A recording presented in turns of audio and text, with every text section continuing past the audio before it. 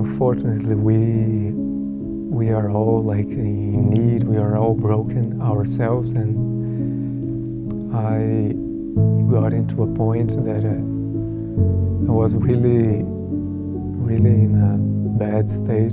I'd had suicide attempts in the past, and I'd had a total of 5. And the farther into depression I got, the more lethal they became. And I was very serious, very serious. My mind just turned in on itself, and I was lost in my own little world. The insomnia, the depression, the over-medication, all of that working together, I would think, I can't believe it's me who's going through this right now.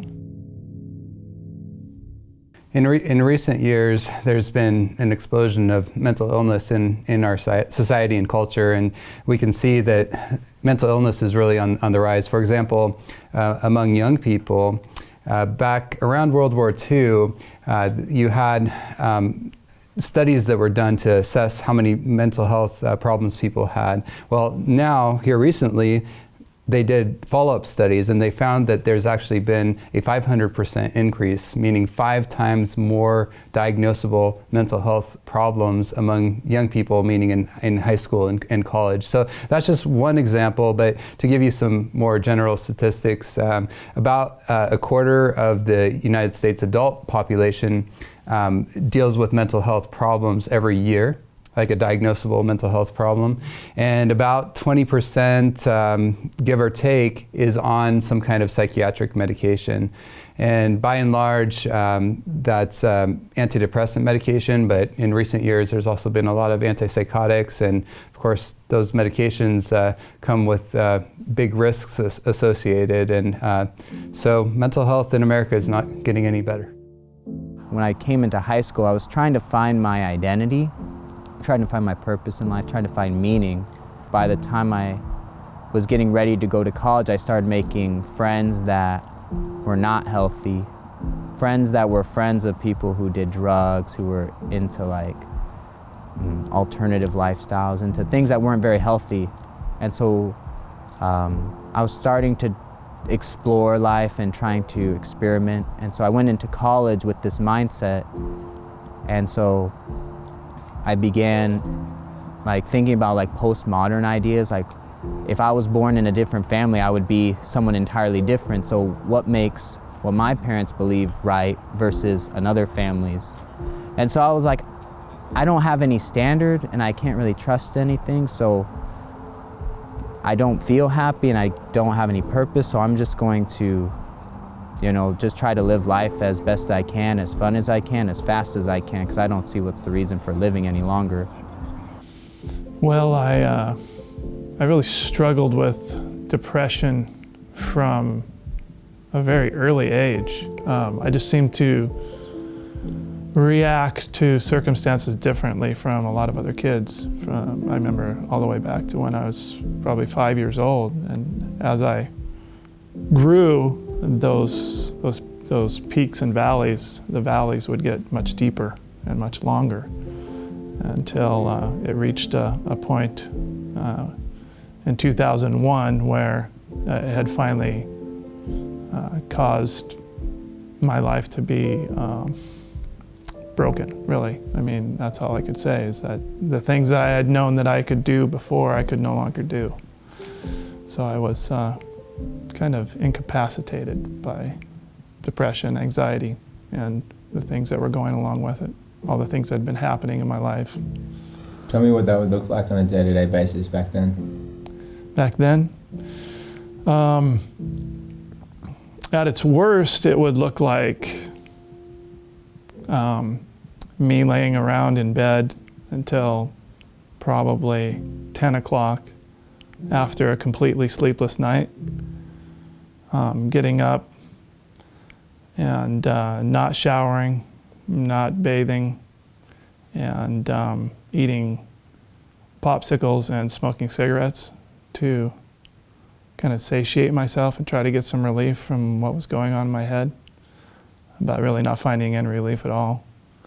And then, maybe going through that numerous days in a row that was probably the worst. And there was many things that were happening throughout the years, but in my mind that was the worst, where I was absolutely just kind of living in my own little gloom-filled world. With your program, do you take secrets or insights, wisdom that is especially or particularly derived from the Bible? Yeah, we do. Actually, there are a lot of mental health examples in the Bible. And, you know, from King Saul, who suffered severe depression and anxiety and episodes of rage and developed no frustration tolerance, you know, no ability to tolerate, you know, the usual nuisances of life.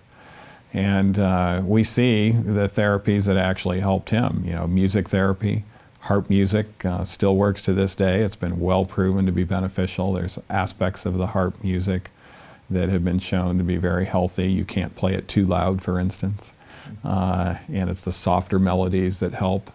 And then there's also many examples from Elijah to Solomon, and those individuals also suffered mental health issues. Nebuchadnezzar himself had severe episodes of rage and would want to commit genocide on groups of people. And so the Bible is actually a mental health book. And there is much there, from plant-based diets showing significant transformation, to physical exercise benefiting, to light therapy. These are all things that are actually mentioned in Scripture as a way of helping people with their health. And then finally, cognitive behavioral therapy, where we actually analyze the thoughts for distortions and get rid of those distorted thoughts and think rationally. And the Bible speaks much about that. And it actually was one of the reasons why Elijah, who suffered from severe depression, ended up being cured from his depression, and his most successful days were post-depression.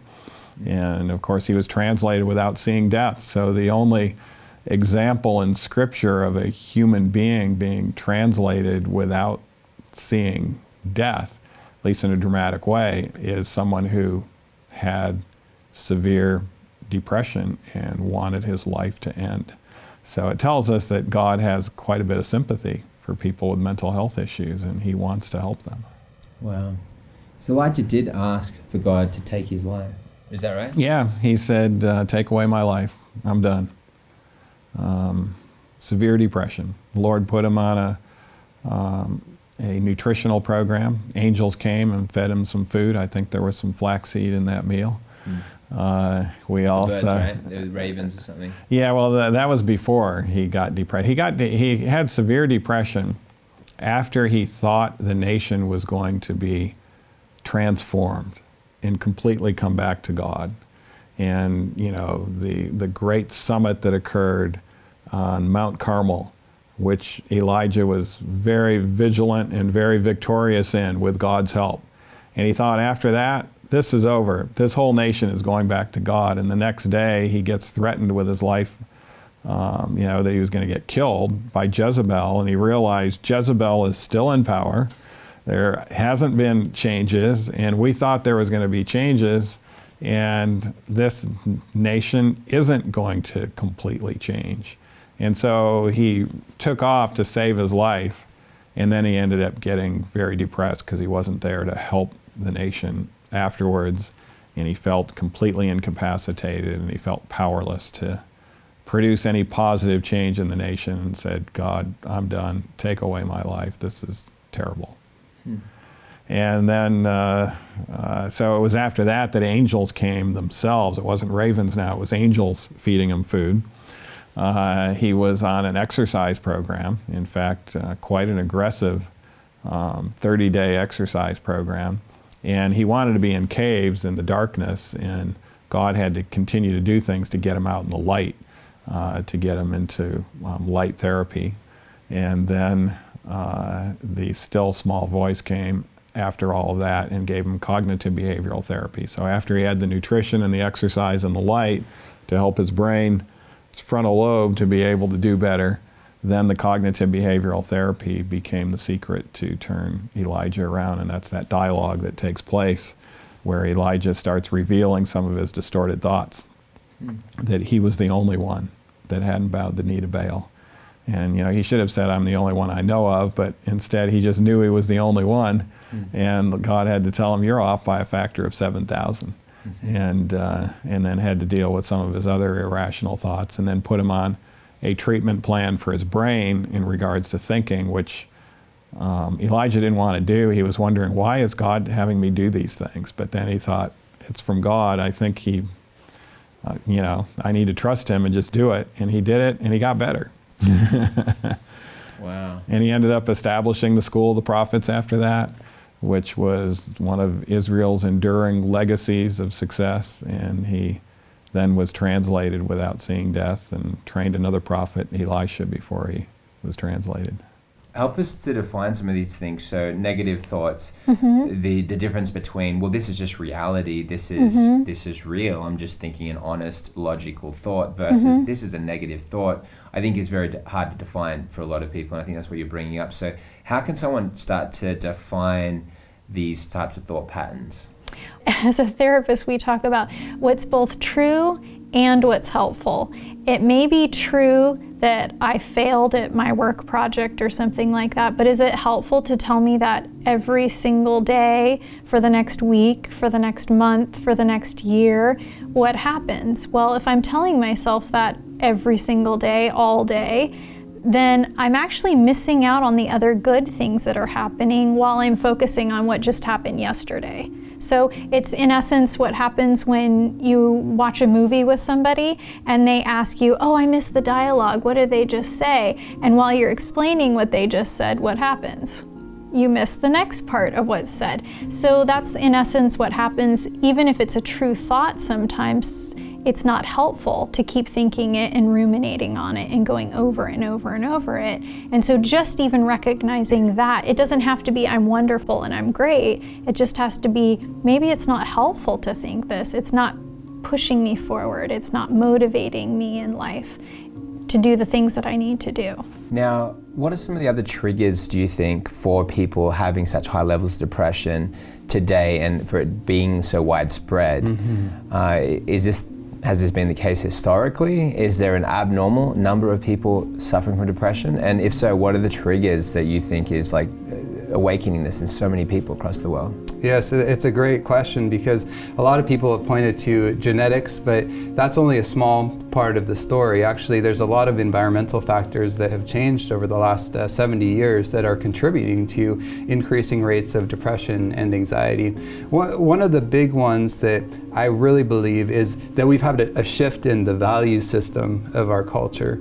And back in the 1950s and we'll say World War II and before then, most people had this idea that I have to live by certain principles, and even if I feel differently, I need to, regardless of what my feelings are telling me, I need to adhere to those principles.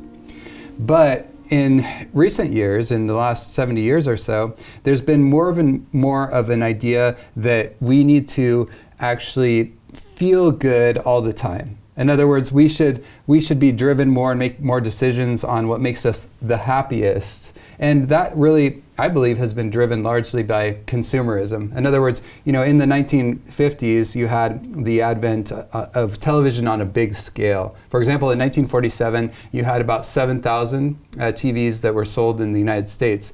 3 years later, it was an explosion. 7 million TV sets were sold, which gives you an idea. So what started happening is you started to have this mass media emerging in the culture. And so people started to actually become indoctrinated with this idea that through commercials and advertising that I can't have the latest, or I can't be happy unless I have the latest and greatest. So really what started developing is this idea of consumerism, which again, it changed the value system in our culture to be more materialistic and also more driven on what feels good in the moment rather than the long-term concern about, well, is this in harmony with my principles and values? And what we do is help them to see it themselves, and so when they start coming up with these blanket statements, we say, okay, so what you're thinking behind your feeling this way, and they'll come up with the thoughts and say, so do you think there's some evidence that you could think of that maybe that wouldn't be true?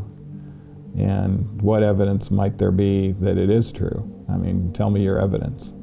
And so we have them start looking for evidence to not only support what they're saying, but looking for evidence in regards to the opposite side of actually arguing against that thought. Johnny, in the first interview, I asked him, so Johnny, tell me about your goals in life. He says, I have no goals. So, you know, with severely depressed people, they've kind of given up on life and they don't really have goals, and that's where he was. And I said, so what are your goals used to be until you thought you couldn't achieve them? And he says, well, you know, I thought before I'd want to be a nurse, but he says there's no way that I have the intellectual ability to go to nursing school and be persistent at that. And so he says, you know, I've just kind of given up. What did spark Johnny's interest, though, were anything related to drugs. So, you know, his questions would be to me, you know, what does LSD do exactly to the brain? What receptors is it filling, and what is it doing? And what about, you know, marijuana? Tell me about what the THC part does. And so he was all into knowing about drugs. I began involving myself with alcohol, with partying, with drugs, bad relationships, and I was going downhill. And then I was going to a Christian school, and so I got in trouble, and they sent me to drug and alcohol counseling. And that's when they found out that I had suicidal ideations, that I was depressed, and they called my parents, and my parents didn't know what to do. So they talked with somebody, and that's when they heard about Nedley's depression recovery program. And so they told me about it, and they're like, maybe you should check it out. And I came home for summer break, and my mom had put the number around the house. And so one day I just had the thought, you know, I'm gonna call the number. And I don't think that was anything that I had thought, but that like the Holy Spirit was like, you know, impressed me. Johnny, you know, what do you have to lose? You know, smoking weed, drinking isn't really getting you what you were hoping. You're still depressed, you're still hopeless. You wanna do good things, but you don't have a reason to. So I called, and they told me that I could come in at the end of the summer, or it was like towards the end of the summer, and that was like a month. And that month I just kept going downhill, started going to raves, started going to more concerts, and you know, it's just a miracle God was keeping me alive. And all those negative decisions I was making, it's just, you know, I was driving high, I was like spending more time with the wrong people, getting dehydrated in the middle of the desert. Particularly in Dr. Nedley's depression and anxiety recovery program, we have 10 days with individuals. And so the structure of therapy is a lot different than what it would be in an outpatient setting.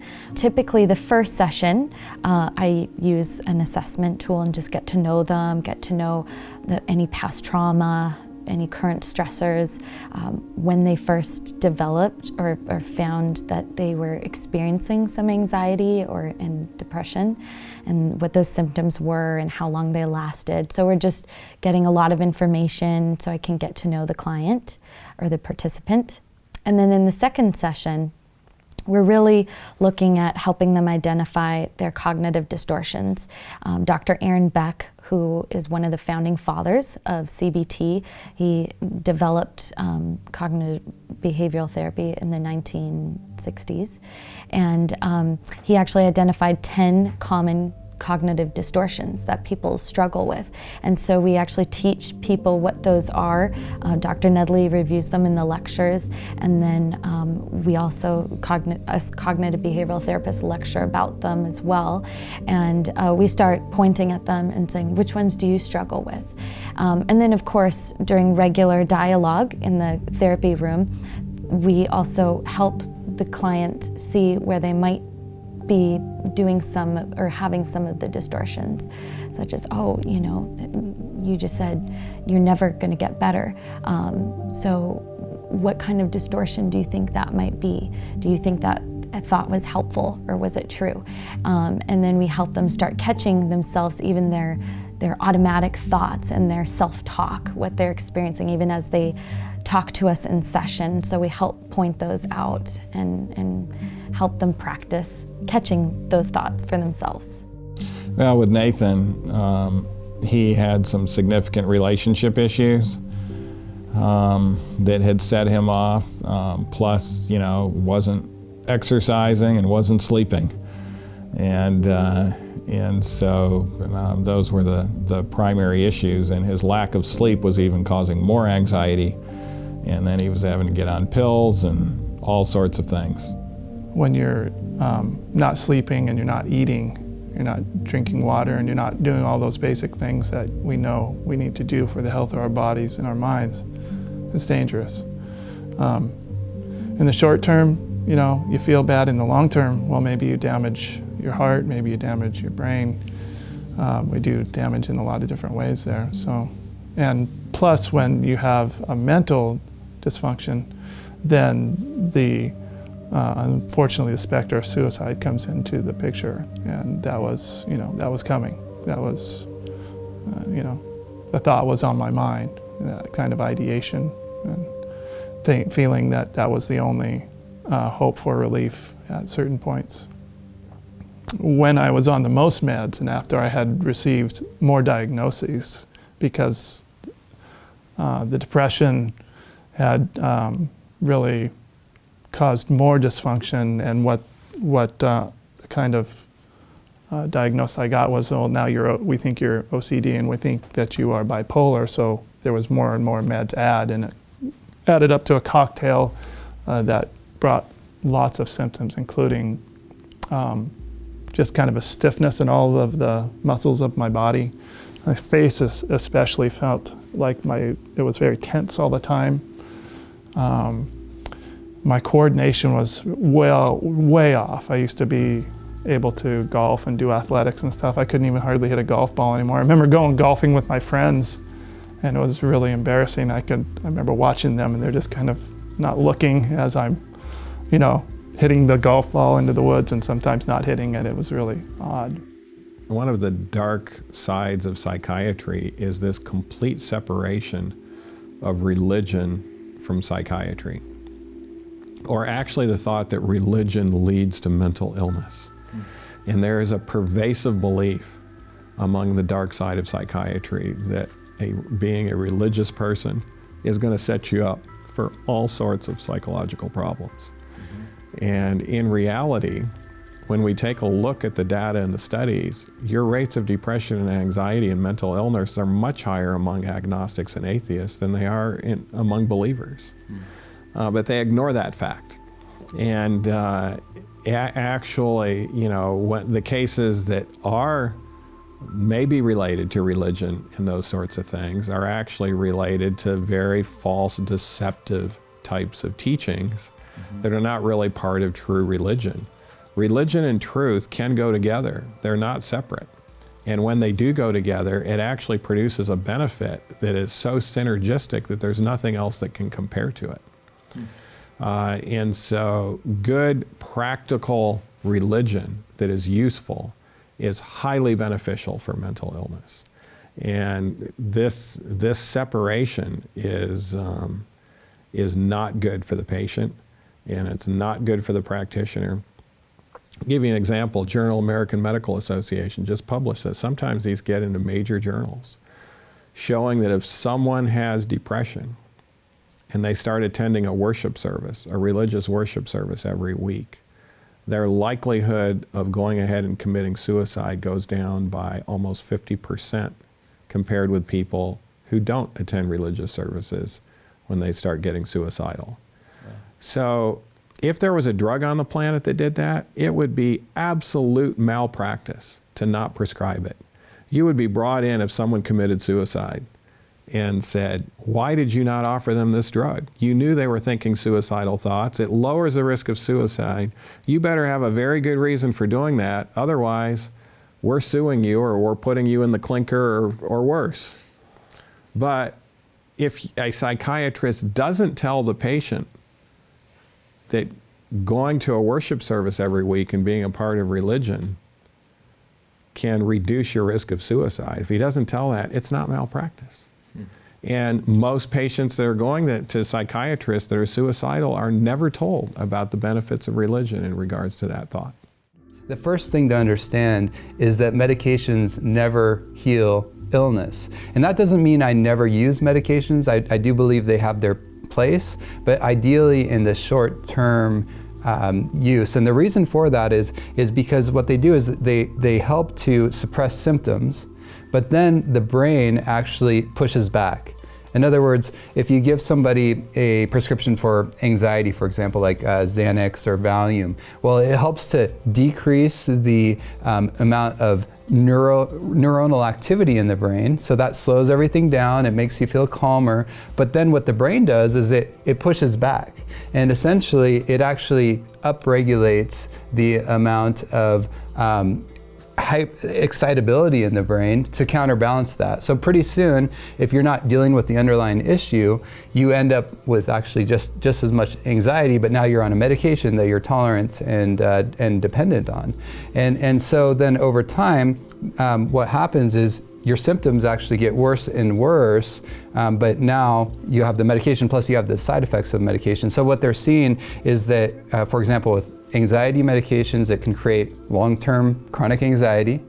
With antidepressant medications, it can create long-term chronic refractory depression. With antipsychotic medications, it actually makes the brain super sensitive to dopamine, which means that they're going to tend to actually have more chronic episodes of psychosis. And not only that, it actually makes people, both antipsychotics and antidepressants, it actually makes them apathetic. So meaning they don't really care about things anymore. And it makes them have problems with mental processing, like memory and that sort of thing. It also starts impairing frontal lobe function, which is important for logic and self-control. Struggled with alcohol abuse throughout my life, and so I'd been sober for about 6 years, and I ended up going back to the bottle, and I drank a bottle of tequila one night on my own, and I took a gun, and I didn't want to make a mess, so I went outside in my backyard, and I pulled the trigger, and the gun jammed. So there was no reason that the gun should have not gone off. You shot a gun before? I'd dabbled with like shooting ranges, so I hadn't owned the gun for very long. But so you knew how to shoot a gun at a gun range, and you Yes. could.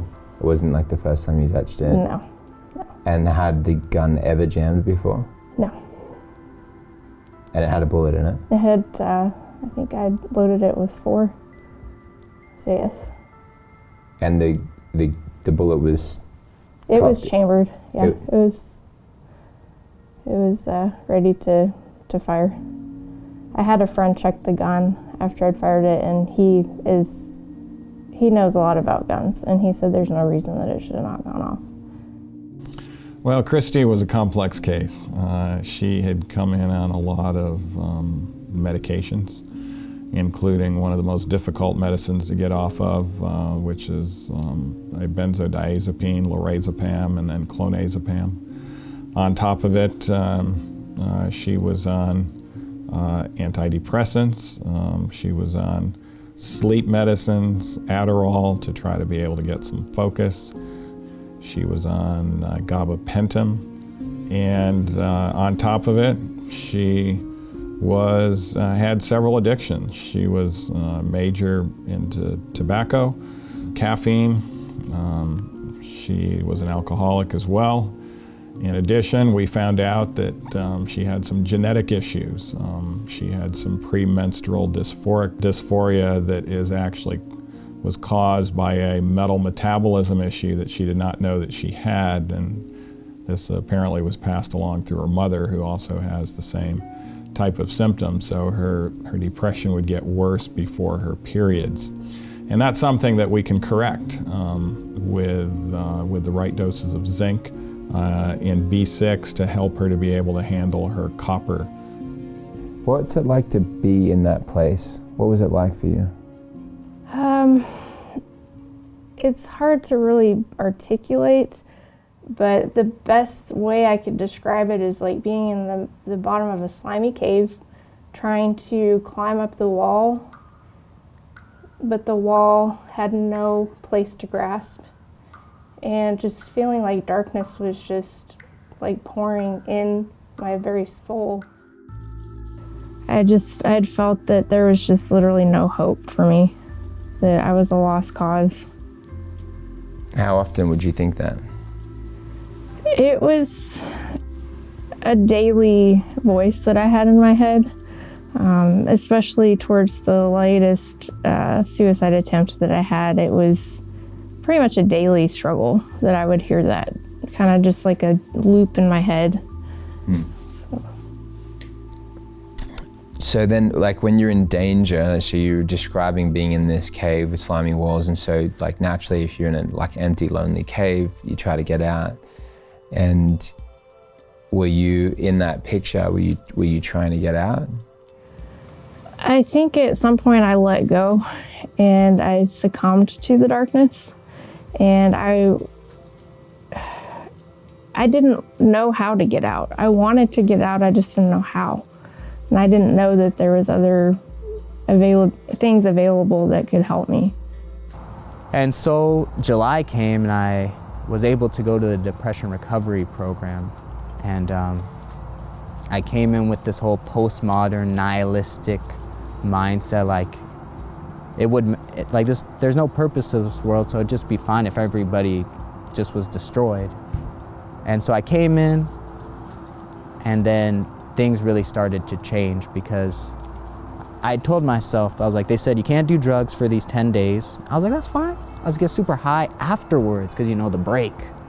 So I came in and I told myself, I'm just gonna do everything they asked me to do, just in case there's a little bit of truth or a little bit of something that can be a benefit to me. So I invested everything into these 10 days.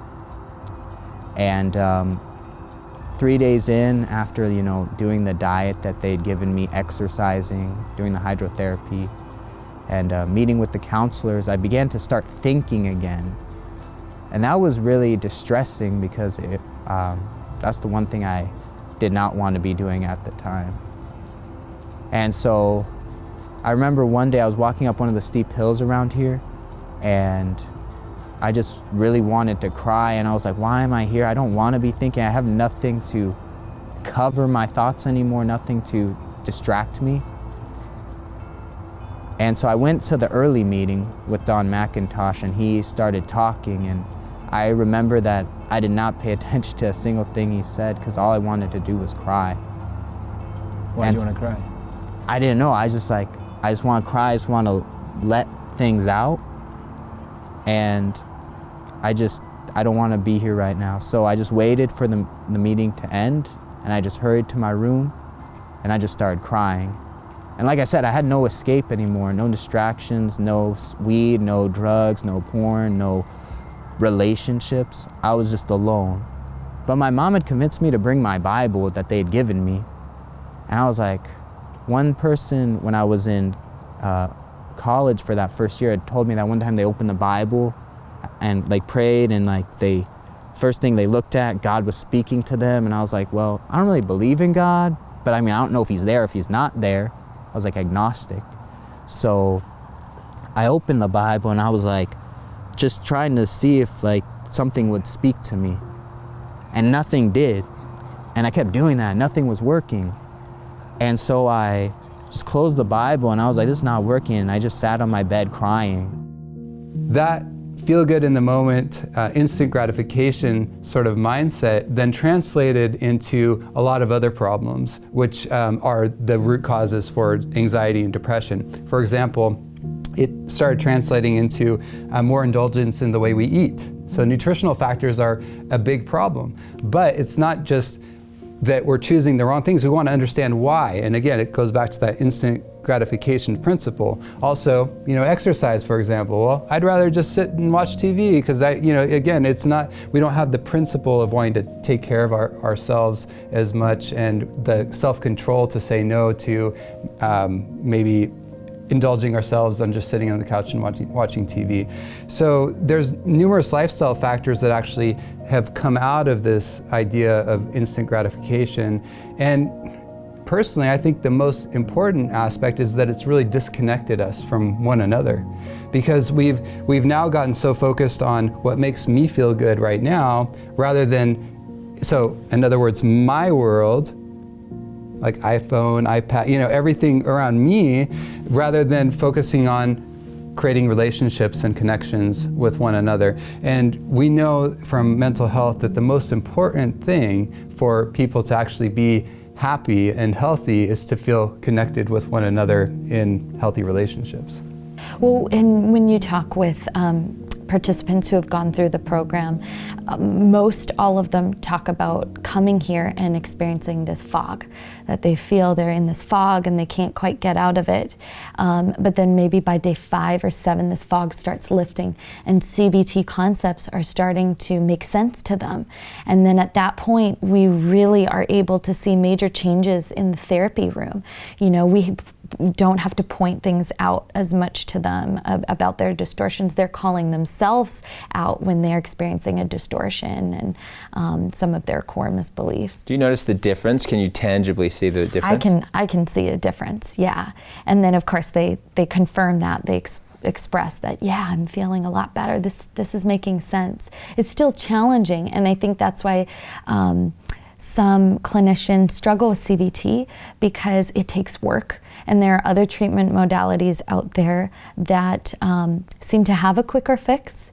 But I think there's beauty in challenging ourselves and really working hard at something, and because nobody's immune to even being trained in CBT. Nobody's immune to distorted thoughts and those core beliefs that can really creep up on you in moments where you might feel a little insecure about something that's going on in your life.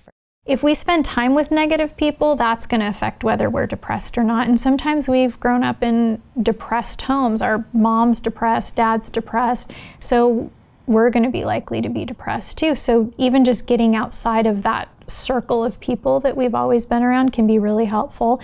And then as we do that, when we're around healthier people, then it can often be sometimes easier to even notice what our own thoughts are, because, oh, these healthy people don't have the same thoughts. I can see a new gauge for what my thoughts are.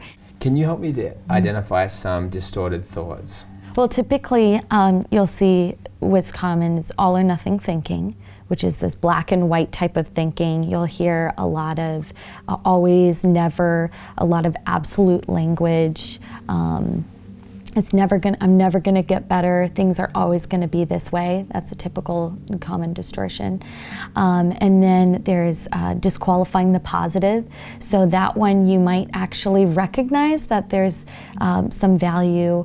For example, somebody might compliment you and say, oh, I thought, or you're looking so nice today.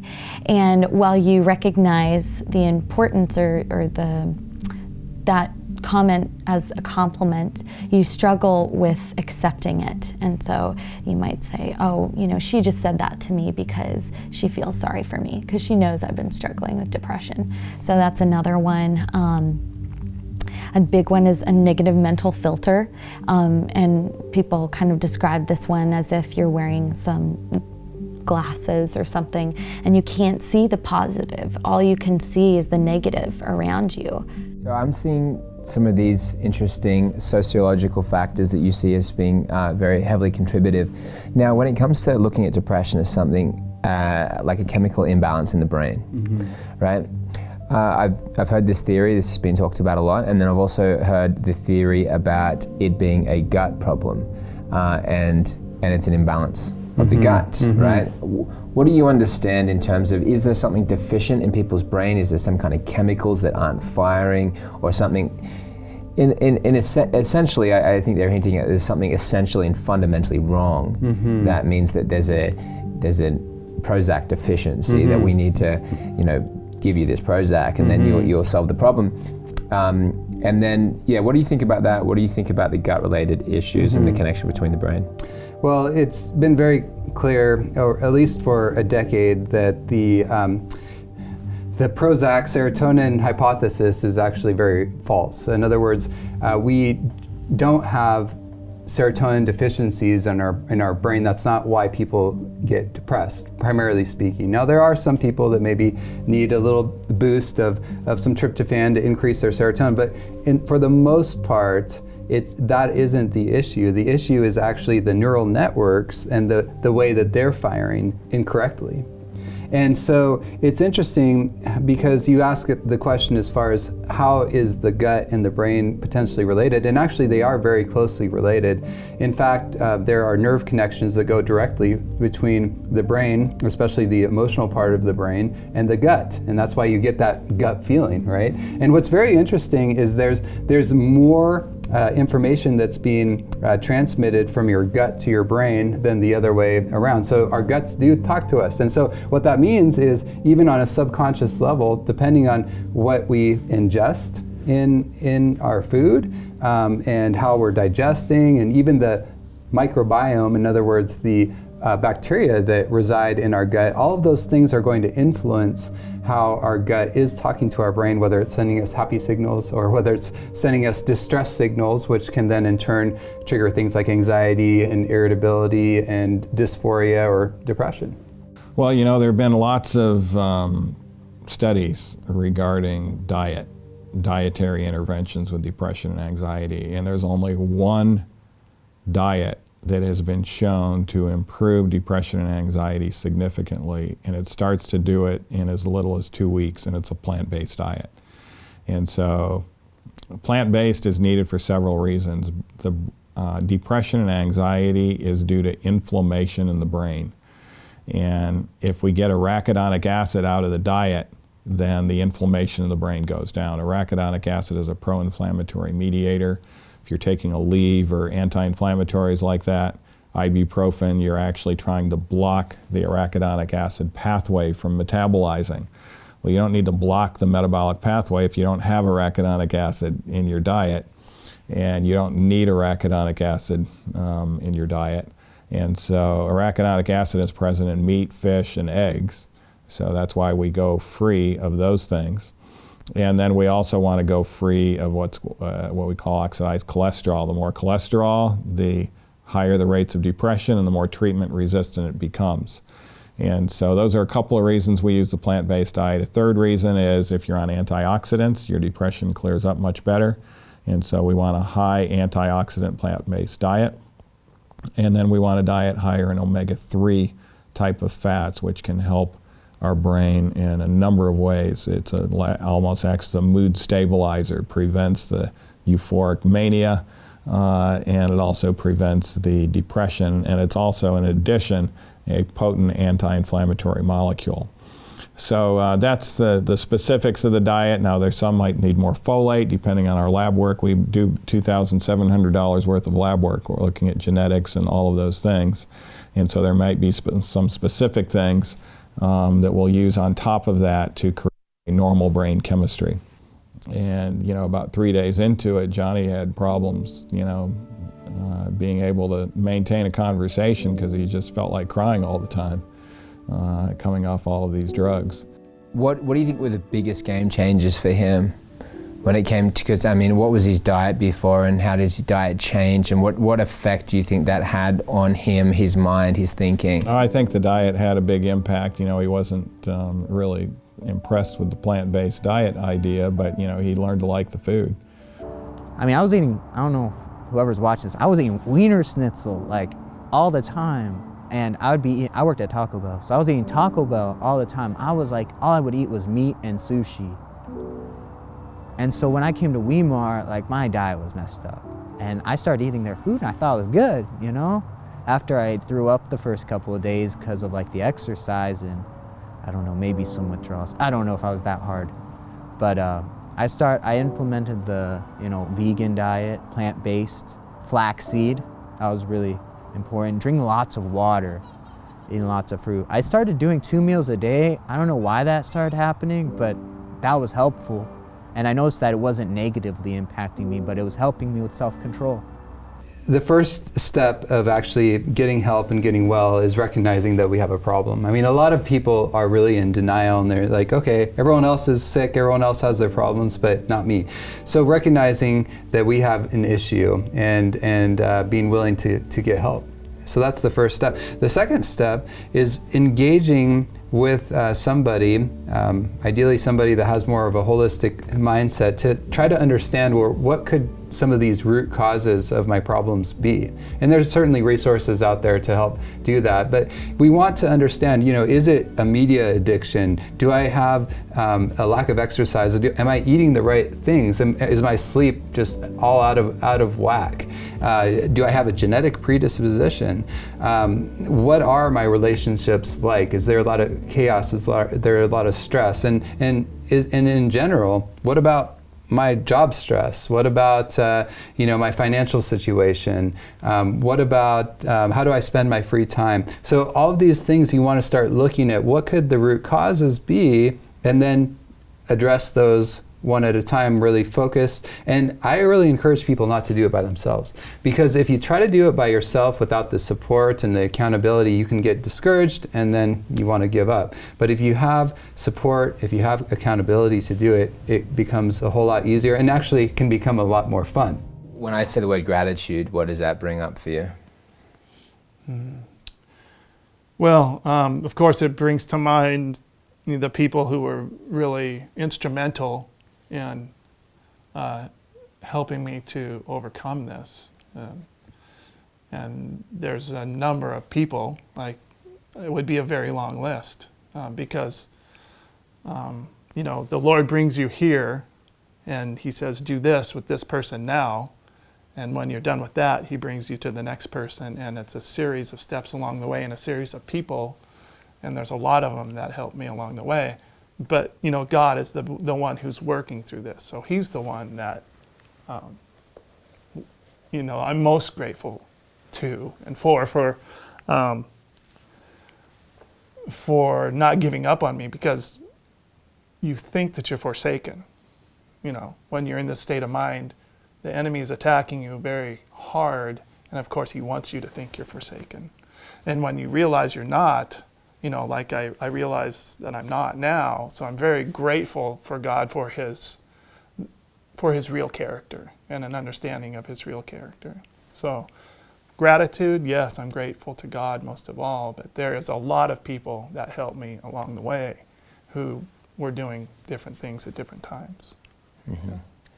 People had to be patient with you. It's just, you know what I mean? It's just this incredible thing that And it's hard to see it, because it's typically when people are kind of mean and short, which I'm guessing you would have been at some points. Or me? Oh yeah. Yeah. Yeah. When you're in that much, anguish, you are.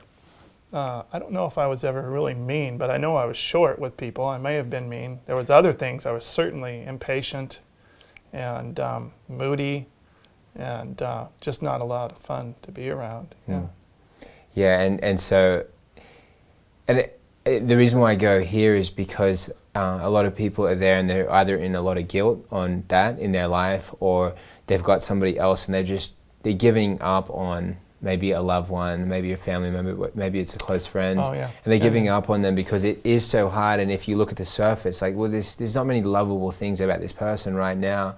Yeah. But then obviously some people in your life, by what you're saying, saw something in you. If you could speak back to maybe one or two of the people that were there and saw the best in you, or supported you, or even if you were to speak to God, what would you say right now if you're talking to them directly? What would be your message to that? Yeah, well, I would say I don't know what inspired you to be so patient with me. I would say thank you so much for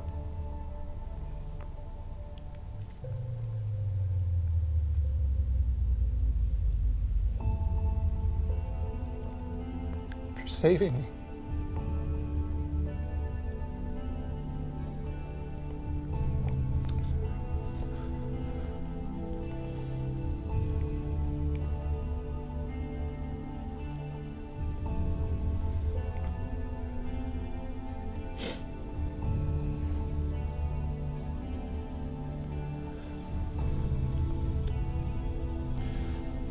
I'd reached the state where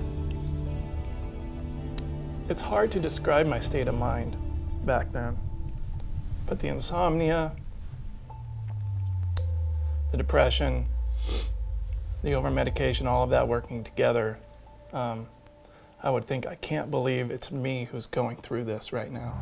And then now you get to live a different reality, and so you made some choices, and you made those choices for you, but you also made them for some other people in your life, and your parents to some of those people. And so can you describe what it's like? Because I mean, when your mum had that peace and you knew that she had that peace and you'd taken that burden off her, you probably love very few people more than you love your parents. And perhaps they're the people you love most in the world. You just gave them something that nobody else could have given them. And you couldn't give it to them before. You were incapable, you were too broken. Your behavior was stemming not from just your desire to be revelrous, it was from the pain that you're experiencing. So in that sense, it wasn't your fault, it was decisions you were making, and that's what was happening, right? But what does it feel like right now in that moment when you were able to give that gift and just take that burden, so your mother no longer has to worry about her son winding up dead and your dad having his son back? What did that feel like?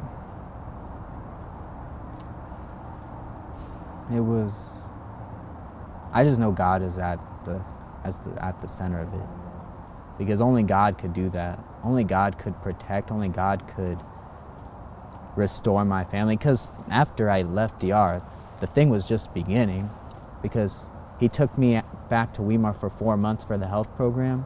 But after those 4 months is when he sent me back home, so that my family and my parents and I's relationship could begin to be mended.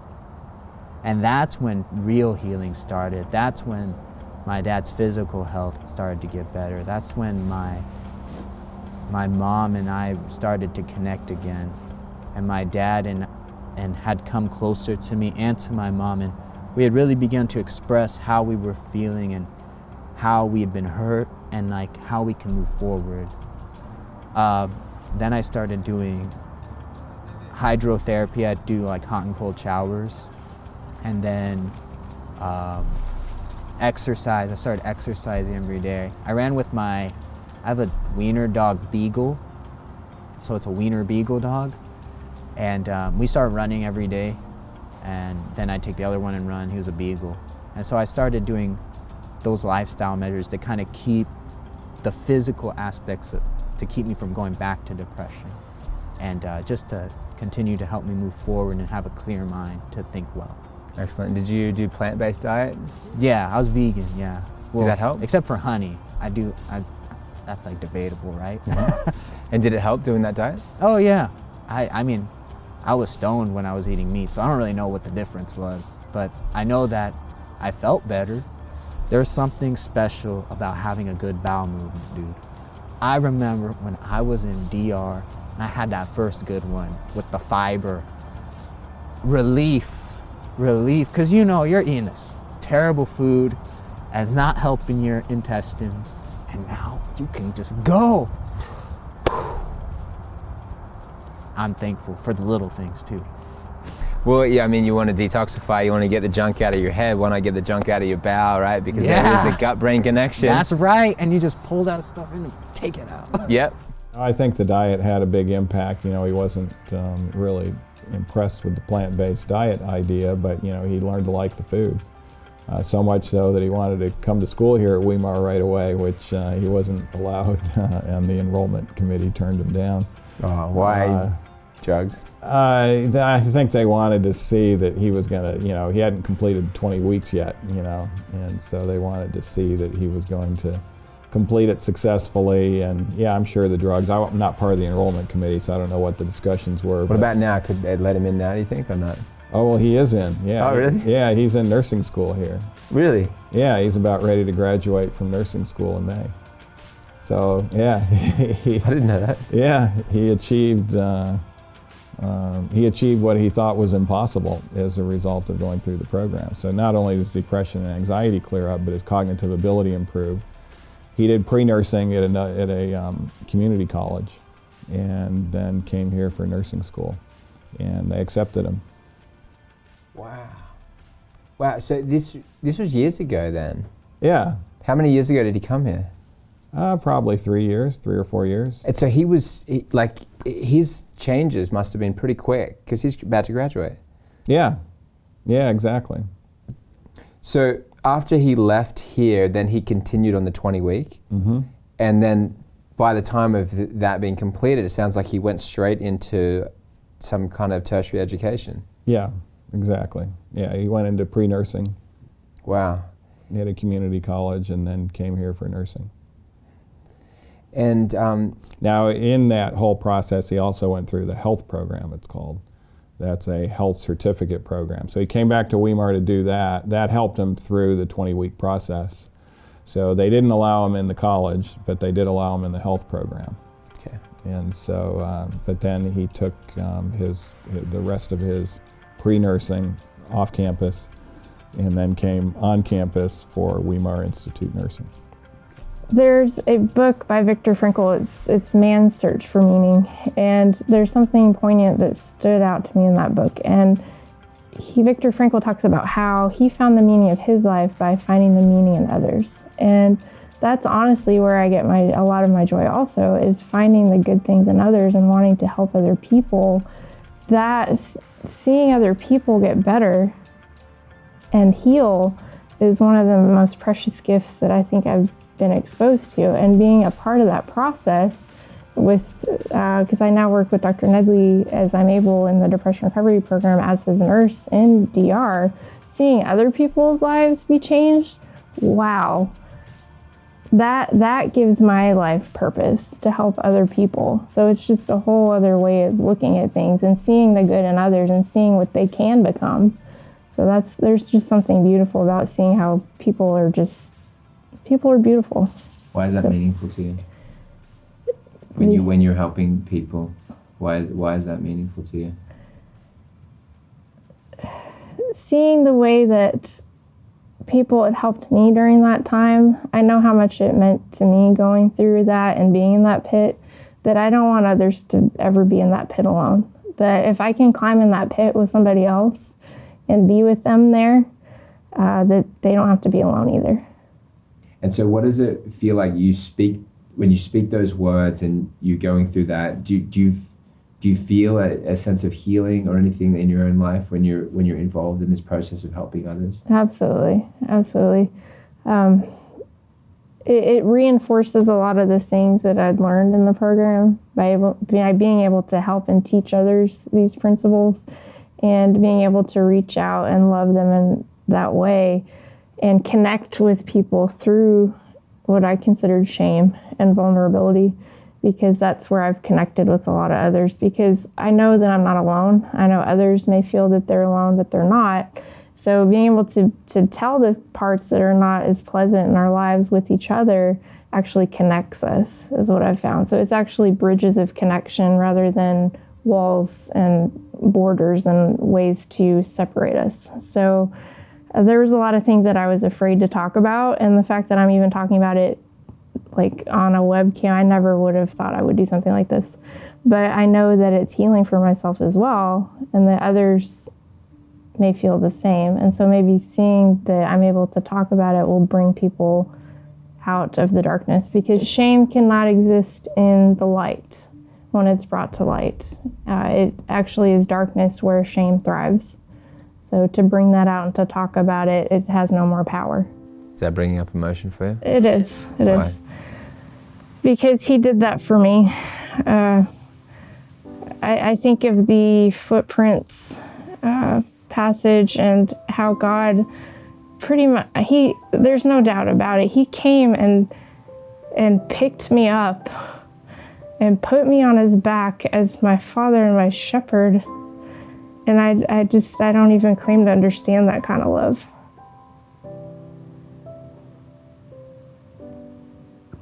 And he'll do that for each one of us. And that's what's so powerful, that he loves each one of us that much, that he searches for us. He actively seeks us. He pursues us, that he chose us.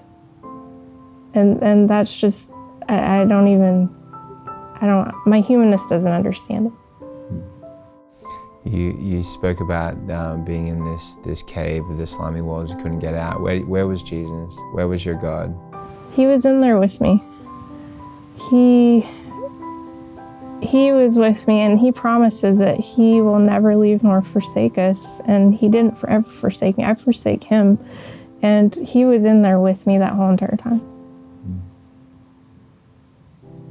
Do you feel loved by God? Absolutely. Absolutely. I do. That's where I get my joy, is from God's love. There's a lot of spiritual incongruence today, and that's what Christy had. She didn't want to have anything to do with the spiritual, but no matter what the background, whether they're atheists or Buddhists or Hindu or Christian, they have a frontal lobe, and that's the spiritual part of the brain, and it's very key that that portion of the brain be in control of the rest of the brain. And that's where your sense of purpose is and that sort of thing. And so our program, we have a spiritual congruence therapist.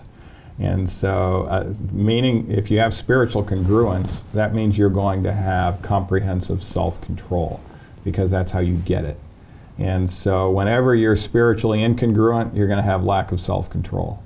And Christy had tons of lack of self-control in her life before.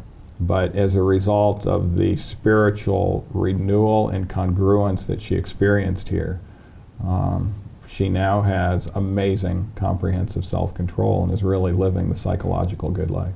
It's a very non-judgmental program, as Christy, I'm sure, would tell you. In fact, that was one of the things she was fearful of, is with all of her problems that she would be judged here. And we didn't judge her, and we don't judge anybody. But how our spiritual congruence therapist works is he will give a belief sheet from people from all walks of life, and then you will circle the beliefs that you have, and then he will help you to see whether those beliefs are opposed to each other or whether they're consistent with each other. And it turns out a lot of people have all sorts of spiritual beliefs that are diametrically opposed to each other when we actually look at them rationally. And so he doesn't tell them what to believe. He just says, all right, you need to look at this. This would be a consistent belief system over here. This would be a consistent belief system over here. And you're all over the map. You need to look at that to see which side would be consistent, and we can run with what's your belief system, but it has to be consistent if it's going to work for you. Great. So give me an idea of like a typical inconsistency or incongruence.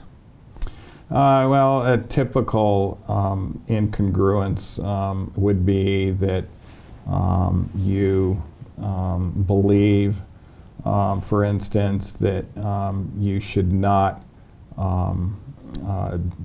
be involved in addictions, but you don't think that there's anything as such as a free will.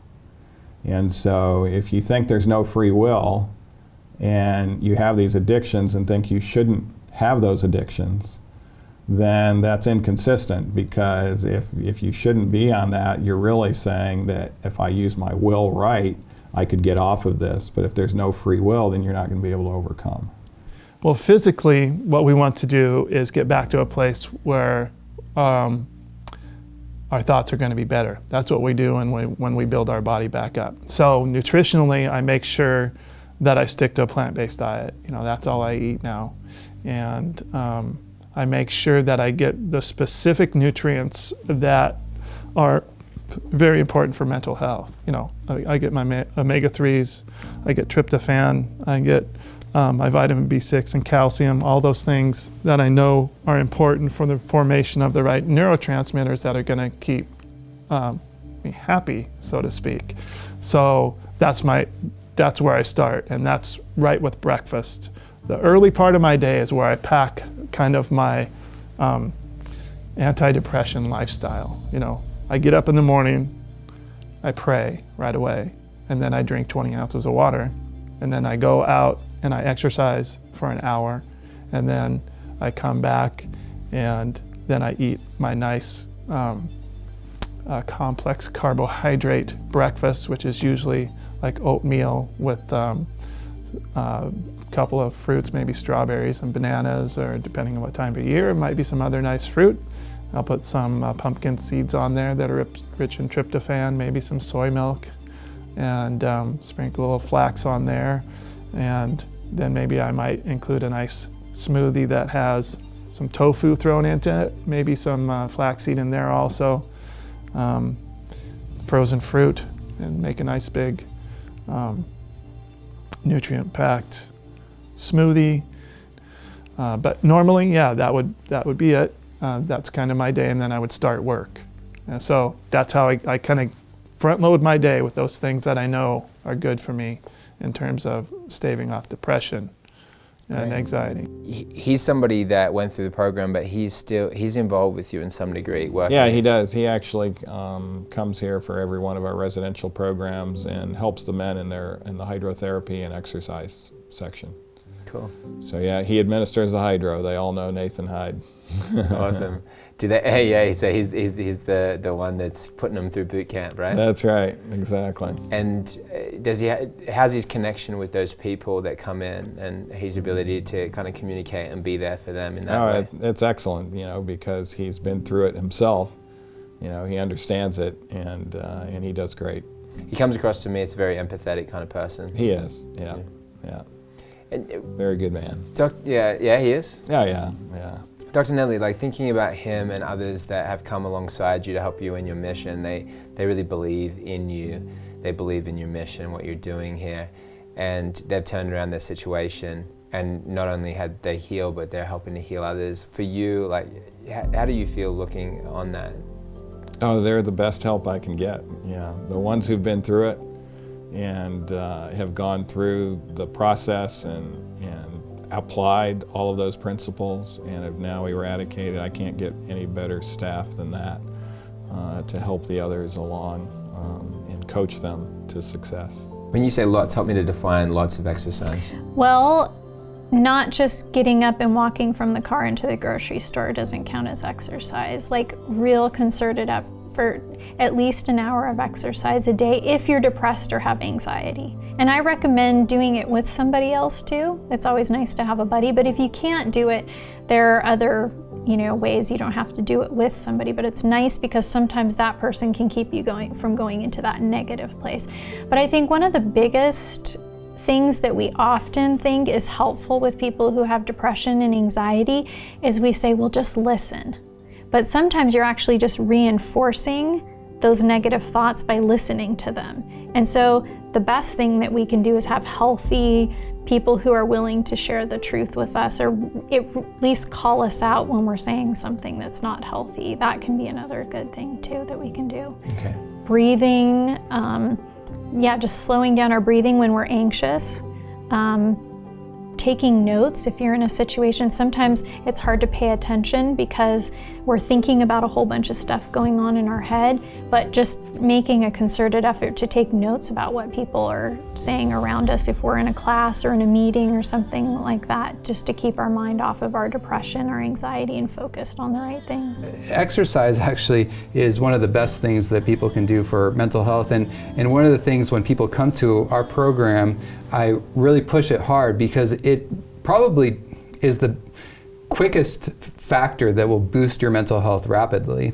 And so if you can get cardiovascular exercise, meaning where you really get your heart pumping for ideally at least 30 minutes, 4 to 5 times a week, that has tremendous benefit. But even if you need to start a little lower, it will still have benefit. But if you can work up to that 30 minutes a day, 4 to 5 times a week to really get that ongoing boost, that's fantastic. And what it does is it increases neuroplasticity. In other words, it causes the nerve cells to actually connect in healthier ways with one another.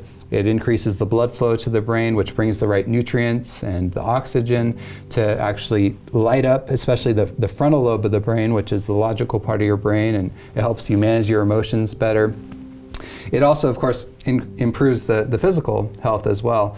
But one of the things that we always need to remember in treating mental health disorders is that again, it's this neural network issue that we're looking at. And so generally speaking, the emotional part of the brain is hyperactive with mental health problems, and the logical part of your brain is underactive. And they're both important, and it's not that emotions are bad, but we want to restore the balance where the logic is in control instead of the emotions driving our life and making us confused and all of this. And so exercise actually helps to restore that balance. It actually helps calm the emotions that are hyperactive, and it engages the frontal lobe in a very healthy way.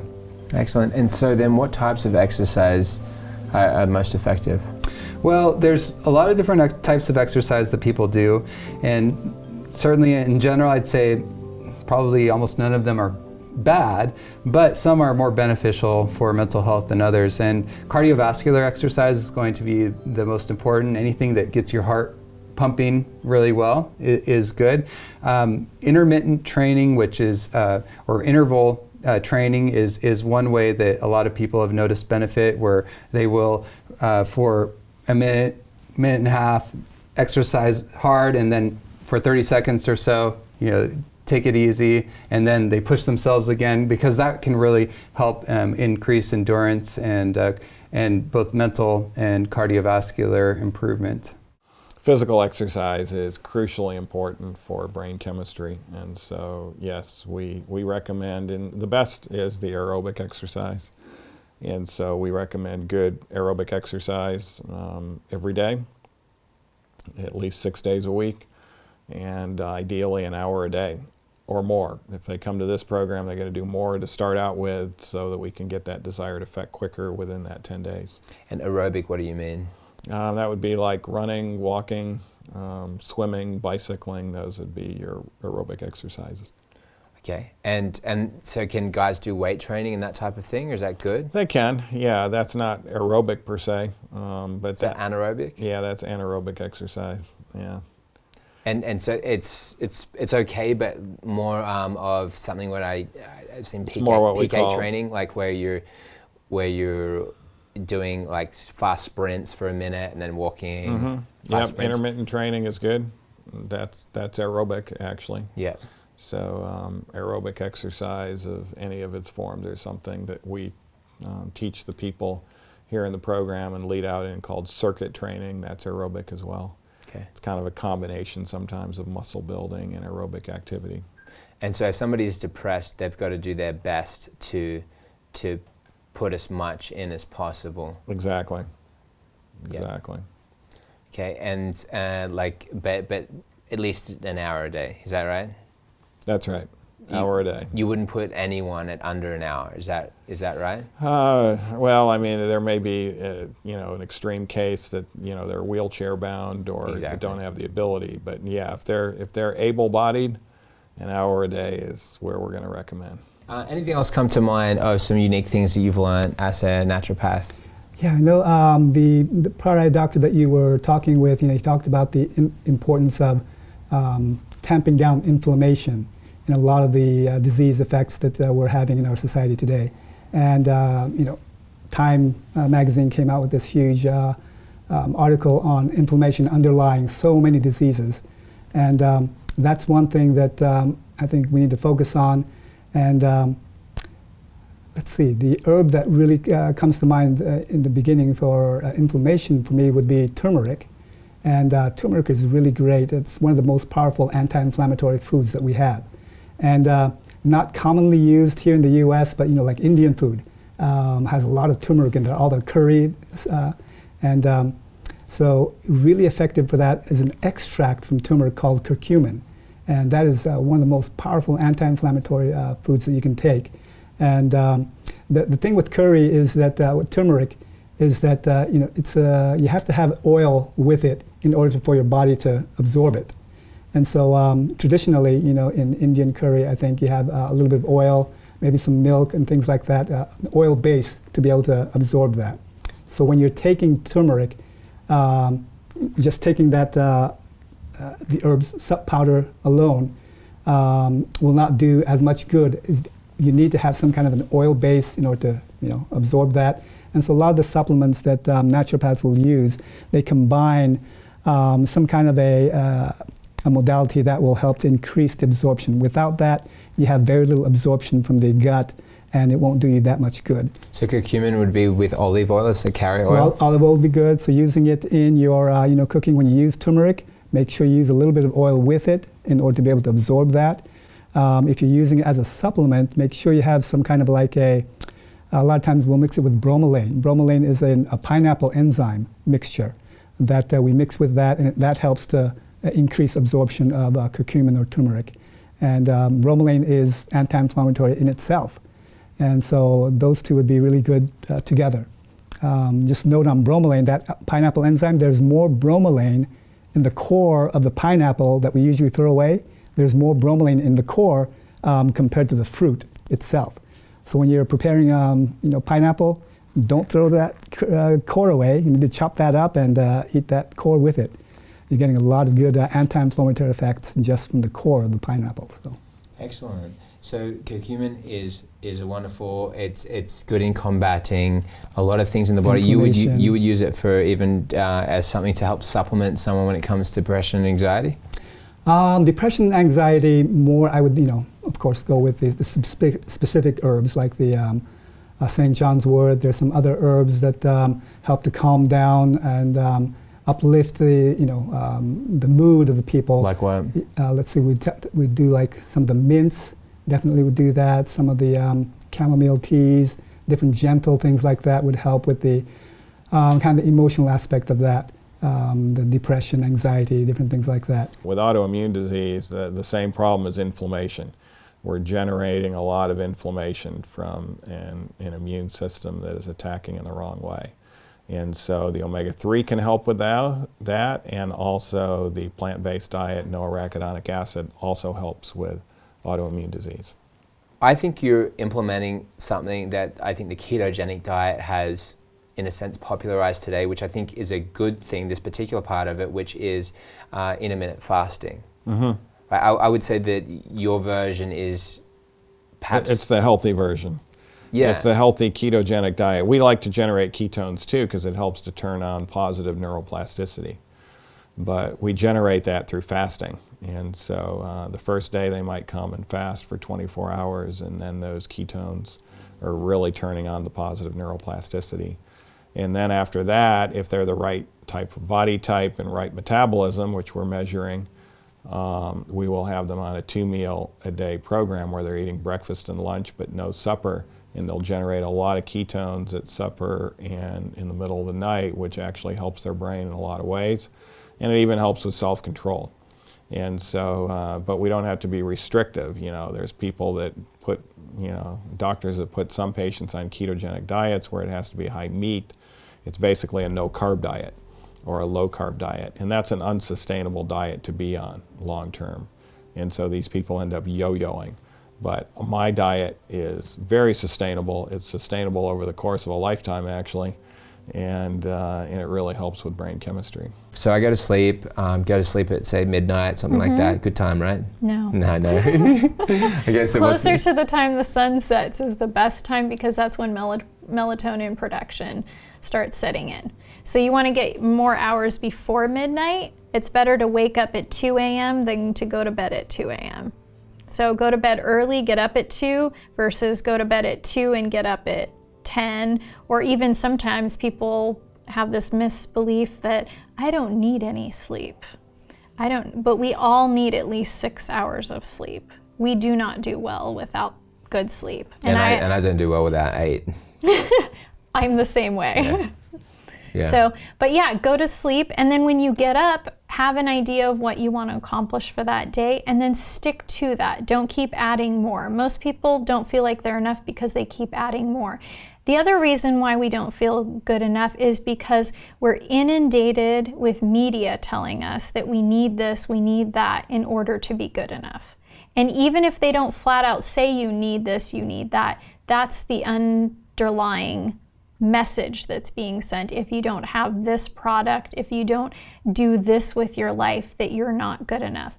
Well, I balance that with the biblical worldview, which is I'm good enough because of the author of my life, the creator of my life. any association with him makes me good enough. We have to be careful to not just think thoughts or feed thoughts to people that will inflate their pride or inflate their self-esteem. You know, self-esteem is thinking highly of oneself. We're constantly trying to help people understand that instead of focusing on self-esteem, we want to focus on self-worth. And that is recognizing the value that I have, the innate value. And of course, your spiritual belief system is going to tie into that, you know, if that fits for you. And that's a crucial piece. I think a lot of the distortions that people struggle with, then they also can also find that they struggle with certain core beliefs too, which Dr. Ellis, who's another founding father of CBT, has talked about the 11 common misbeliefs as well, and that those core beliefs, those deep-seated, rigid, foundational beliefs that we have about ourselves that we may struggle with, then drives our distortions and gives us these automatic thoughts that then impact how we feel and how we behave in society and in our culture. What's your experience with essential oils? Lavella, which is essentially an oral lavender oil, can actually be very helpful for anxiety.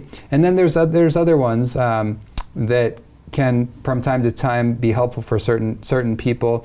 So, yeah, but have you seen any of your patients use the Lavella and have results? Yes, I have actually seen people use lavender oil and ingest it orally and notice some real positive results with their anxiety levels. And other people say other essential oils they use have been really helpful for them as well. I want you to understand that you're talking about something that only is recognized to increase the spiritual and mental capacity of an individual, but you're talking about something that has a neurological and skin.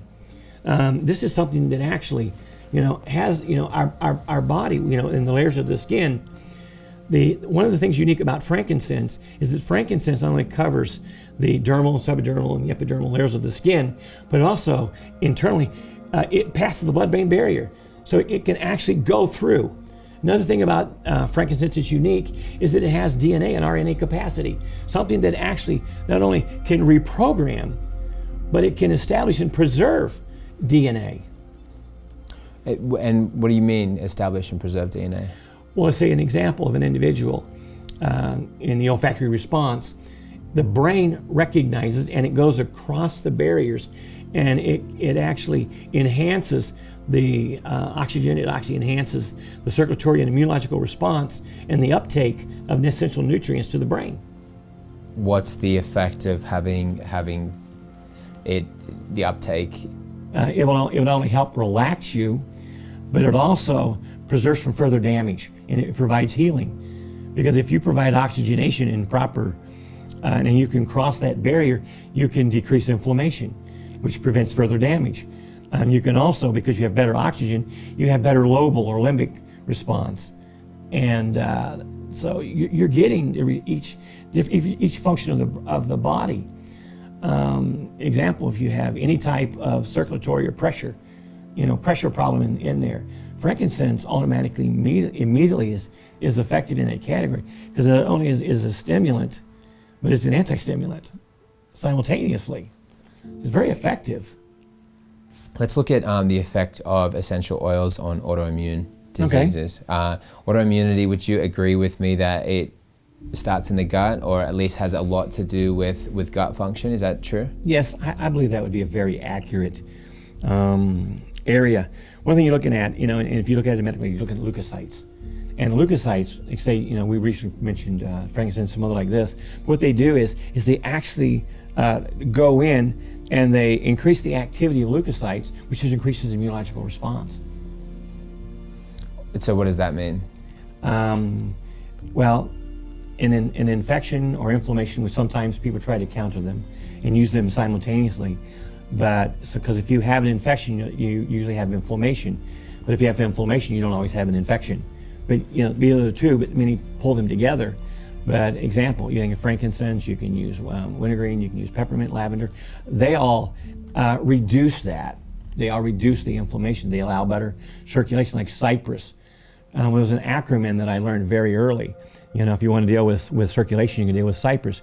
If you have a muscle problem, you're going to deal with marjoram. If you have a ligament problem, you're going to deal with lemongrass. See, so each one has an acronym that works with it because of it's the body's response to it.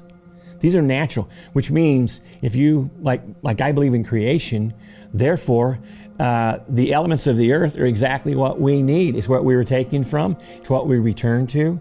And because the difference is that we have a soul, and you know, and I believe that with all of my heart, and you know, and I don't argue with people on it, because I think if you argue, you're giving credibility to the opposition. But the way I look at it is simple facts, and the facts is that in the creation of the earth, the plants contain not only the necessary elements, but by their very function, you can. I like what they call the evergreen essence, and the reason I use the word evergreen essence is if a deer or any type of animal has a sinus problem, and he's got inflammation or pneumatic, he's immediately going to go to a conifer, which is a pine or spruce, something that's going to open up his lungs, decrease the suffocant, allow him oxygen exchange, and help him heal. And that's what's called the conifer response. And and we notice this. And if we would take the time to look at creation in the animals, and we see where they go, and what they do when they're sick, then we learn from it. That's what it's a learning process. Look at creation and let it tell you what you need. Example: conifers for respiratory. If you're having trouble sleeping, lavender oil, that can help to calm down the nervous system. Another herb that we use for sleep issues. A lot of times with depression, sleep can be a difficult thing. Valerian, the root valerian, is really good for helping with sleep issues, to help people get to sleep. And so how would somebody take that oil for that purpose? Well, the valerian that would be a strong tea, and not so much the essential oil. The valerian is the nickname for valerian is like stinky. What was it called? It smells like old socks. Not a very good smell at all. So you don't want the essential oil from valerian. But what about when you have it as a tea? A strong tea. Does it smell bad? Well, it has an earthy smell when you make the tea. Does it taste bad? No, it doesn't taste bad at all. I don't think. But, can someone put stevia to? Oh yeah, definitely. And stevia is fine for you, in your opinion? I think so. It's it's a powerful, very sweet, and so you only use a little bit. But it's a great sweetener when you're trying to get away from sugar and even honey. Stevia would be a good substitute for that. It doesn't necessarily, from what I understand, even register in the body as a sugar. That's right. Is that correct? That's right. Whereas honey and even unrefined sugar, even palm sugar, I think it still may register as a sugar. You're still getting the carbohydrates, and that glucose will rise. Yeah. But stevia doesn't do that? Stevia will not, yeah. Okay. That's right. Very, very interesting. And so somebody that has a sweet tooth, you feel like they can have stevia without feeling guilty? Oh yeah, definitely. Okay. There are some concerns about, does that sensation of sweetness, is it tricking the body and actually causing an insulin rise anyway, even without the carbohydrates? It doesn't seem to be, but there may be some concerns about that. I haven't seen any solid research that says that stevia will cause problems because of its sweetness. I believe it will not cause an insulin rise. There are issues with other artificial sweeteners, where they say the body expects the carbohydrates because of that sweet taste in their mouth, and so it may be causing some problems in that way. Agave seems to have some problems. Some of that, yeah. And agave is a very refined product. From cactus, right? Yes. And so I can see that is because of the refining process is to be avoided. Obviously, Splenda, aspartame, all of those saccharin. Yeah, these, what are the effects of the artificial sweeteners on the brain? Well, it seems like they act more like an excitotoxin. Maybe you've heard of that term, excitotoxin, where the brain is really just going into overdrive. It's really having a very bad effect on the brain. Well, one of the distorted views is that, for a few, years of willful, sinful behavior that you don't ask for forgiveness for, that you're going to be tortured by burning you for eternity, and you're going to be suffering untold pain, for the countless ages of eternity. That is something that creates a picture of God as someone who is not just and who is not fair and is actually vindictive and actually a little evil and sadistic. And God is not that way. And so that teaching, which actually is not a biblical teaching when you understand the Bible very clearly, that teaching, I think, has produced a lot of agnostics and atheists. And people that have grown up with that belief say, how can a loving God do this? So there must not be a God. Instead of actually re-examining that false belief. It's like if someone says they don't believe in God, you can say, tell me about the God you don't believe in. Exactly. And then if that God comes up as having all these different things, well, I don't believe in that God either. That's We're in right. agreement. Exactly. And then you say, okay, what's your God like? Right. Describe your God from the Bible. So you say all this as somebody that if the Bible says it, you'll believe it. You're not willing to just dismiss verses that would prove something against what you want to believe. Is that true? Like you will believe the Bible at its word? Yeah, absolutely. You're not willing but we to need to understand exactly what the Bible is saying as well. Sometimes things that are clearly symbolic are applied as literal, and so we're wresting the Scripture to mean something different than what it's actually meant to say. But most of the time, the Bible can be taken very literal, except when it's clearly symbolic. And so we need good hermeneutics, so to speak, in regards to letting the Bible interpret itself. And the Bible isn't going to disagree with itself either. So if it looks like there's something that's in disagreement with the weight of evidence of the Bible, then we need to look at that because we may not be understanding exactly what it's saying. Yeah, so putting together every verse on one particular subject. Exactly. Example, what happens after we die.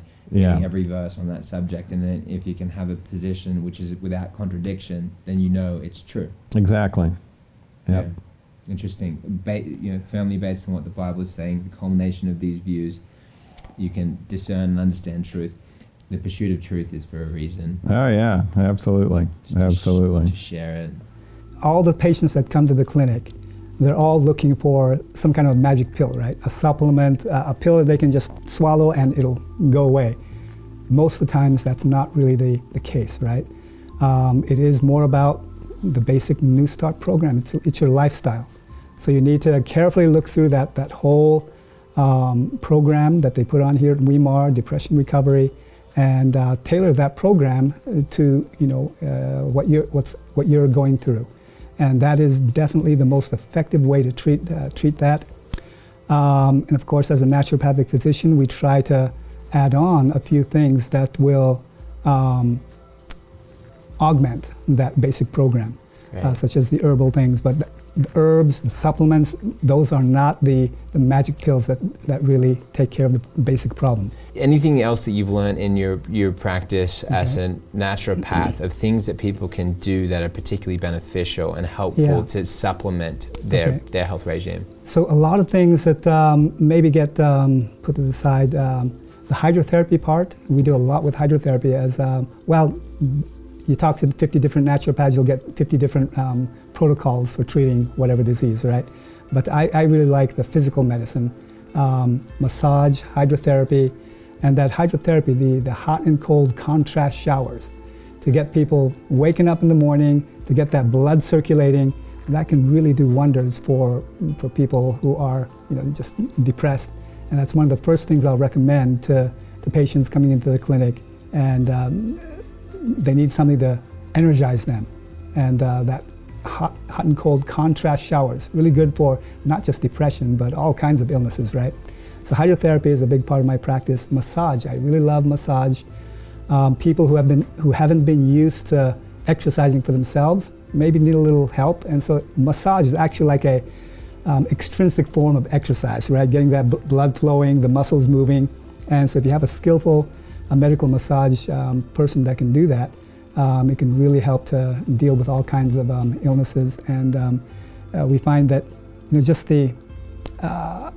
for depression, that human contact, skin-to-skin contact can really help with different people. So those are two things. Do you find that hydrotherapy and massage can work together? Oh, definitely. That's always, we try to always put those two together. How does someone put that together? And imagine somebody's doing this at home. Yeah, so a lot of times we encourage them, the hot and cold showers you want to do more in the morning, right? In the evening, you try to relax and get ready for sleeping, right? So you don't want to do the hot and cold shower closer to bedtime. So at that time, you do more like a neutral bath, is what we call it. And the neutral bath is kind of close to body temperature, where it's not hot, it's not cool, it's kind of a neutral temperature. And that really helps to soothe the sympathetic nervous system so that you're getting ready to relax and go to sleep.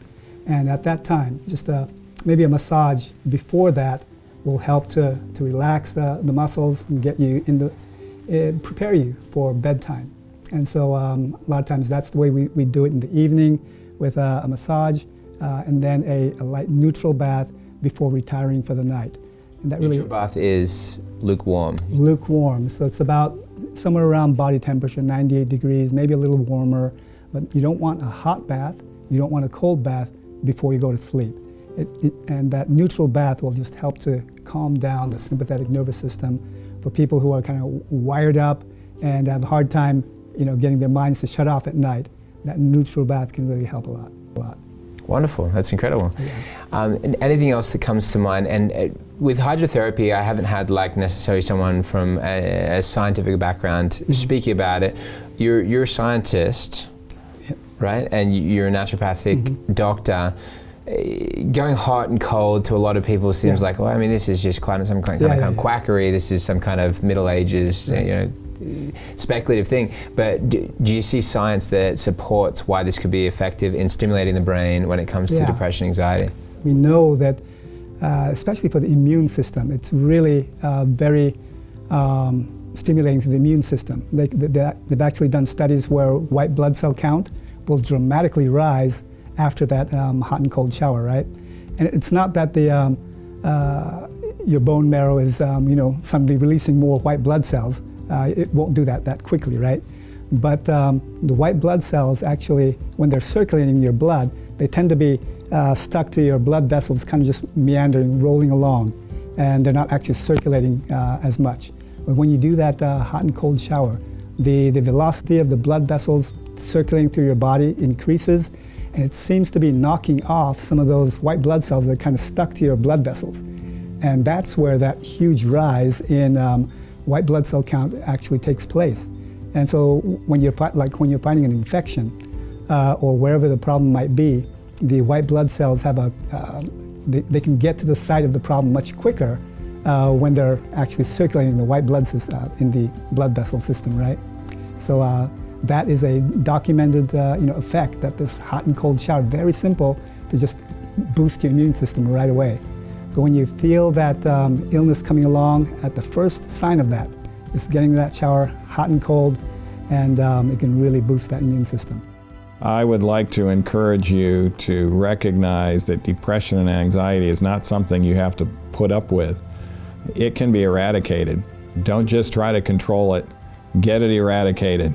Find out precisely the causes and how those causes can be reversed through natural means. And you can live a very happy life that's depression-free, anxiety-free, and that is full of healthy relationships and emotional intelligence.